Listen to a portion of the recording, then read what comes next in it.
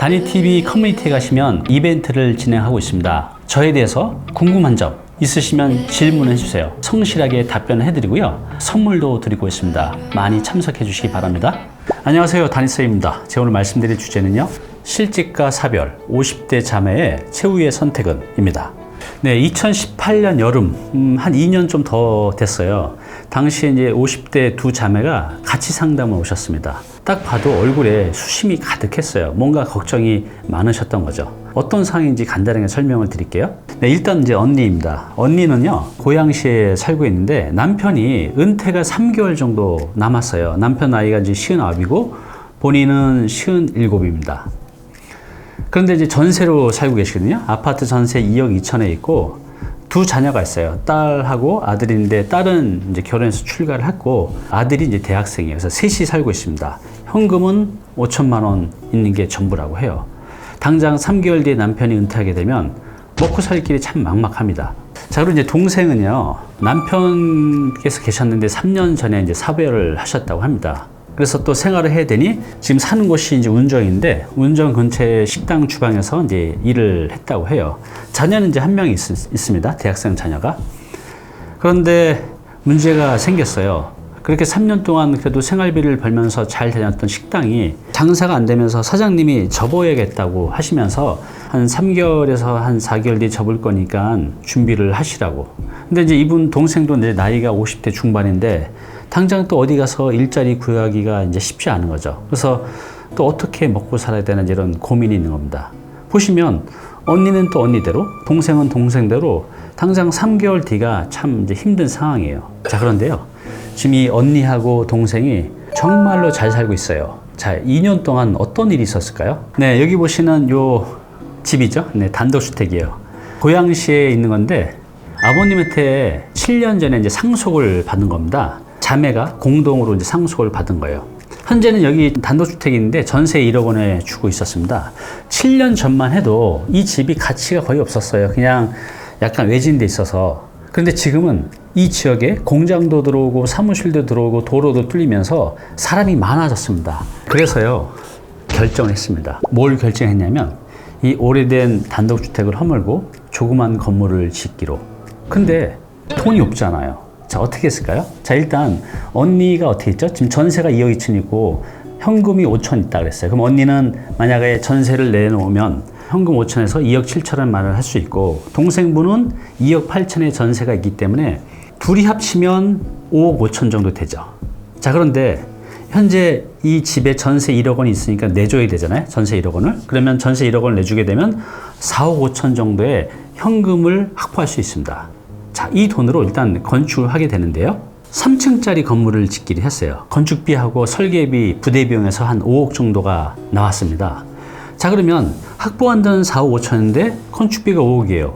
5천만 원이 부족하잖아요. 어떻게 했을까요? 네, 이건 잠시 뒤에 말씀드릴게요. 자, 일단 어떻게 지었냐 하면요, 3층짜리를 지었습니다. 그래서 맨 위에 3층은 언니네 식구가 3명이고 또 동생 식구가 2명이기 때문에 언니네는 한 20평으로 지었고요. 또 동생네는 16평으로 지었습니다. 대지가 80평인데 이 고양시는 건폐율이 50%예요. 그러면 어떻게 되죠? 80평에 40평만 건물을 앉힐 수가 있습니다. 그래서 한 4평 정도는 계단하고 복도시로 빠지기 때문에 그렇게 크게 지을 수는 없었습니다. 어찌됐든 간에 언니는 20평, 동생은 16평 해서 같이 살기로 했고요. 그러니까 상가주택을 지은 거죠. 그리고 2층은 투룸 3세대를 지었어요. 그래서 2세대는 월세 50만 원씩 받고 하나는 이제 전세를 받기로 했습니다.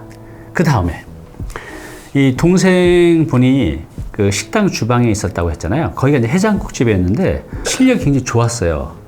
언니도 음식 솜씨가 있었기 때문에 이 자매가 함께 이 건물의 1층에서 해장국집을 하기로 했습니다. 자, 근데 문제가 뭐냐면 이 해장국집을 하려고 해도 시설 지키비가 꽤 많이 들어가잖아요. 어떻게 해결했을까요? 자, 일단 5억이면 건축비가 5천만 원 부족하잖아요. 그래서 이것은 여기 보면 이 투룸이 전세가 1억인데 여기서 나오는 전세금으로 해결을 하기로 했습니다.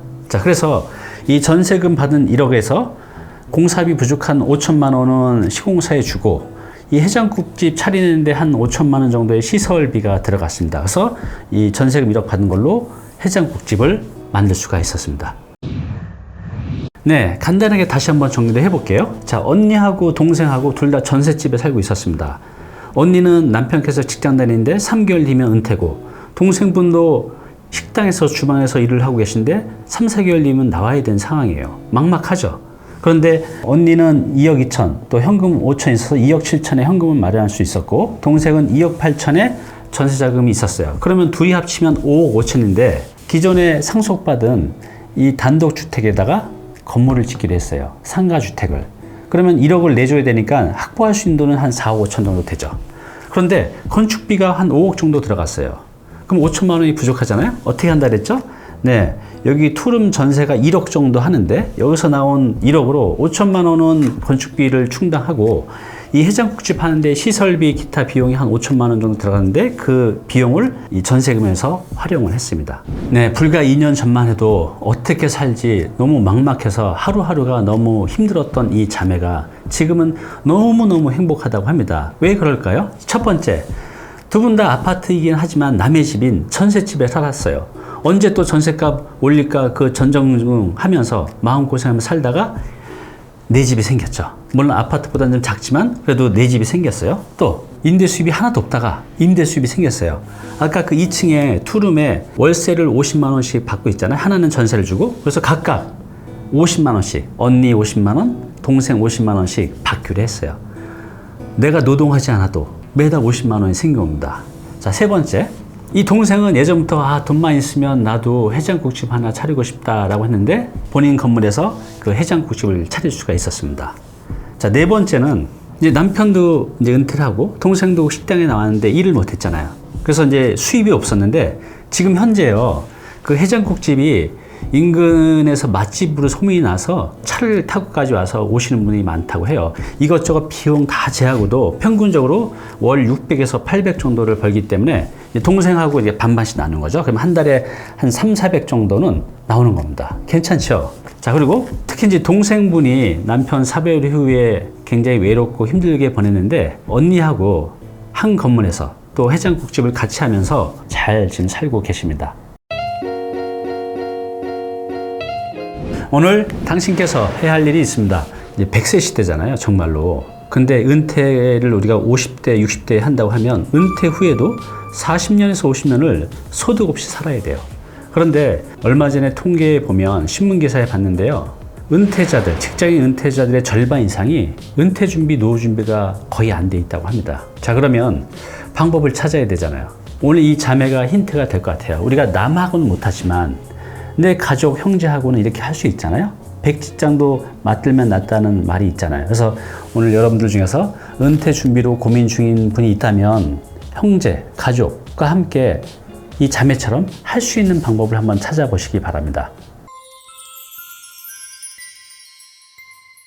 네, 오늘 정보 도움이 좀 되셨나요? 앞으로 이런 정보 계속 받아보실 분은요, 여기 구독 부탁드리고요.